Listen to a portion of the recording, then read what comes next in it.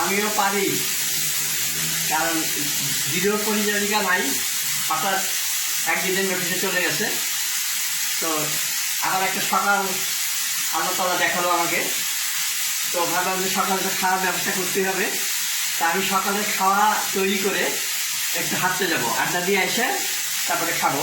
তো আমার উদ্দেশ্য ভিডিওটা দেওয়া যে আমার মতো সবাই এইভাবে আস্তে আস্তে শিখতে থাকুন, কারণ আগামীতে বোধহয় আমাদের নিজেদের কাজ নিজেদের করে খেতে হবে। সবাইকে ধন্যবাদ। আমি এই ধরনের কাজ তো মাঝে মাঝে করে থাকি, আগামীতে আবার একটা চমক দেব। ধন্যবাদ সবাইকে।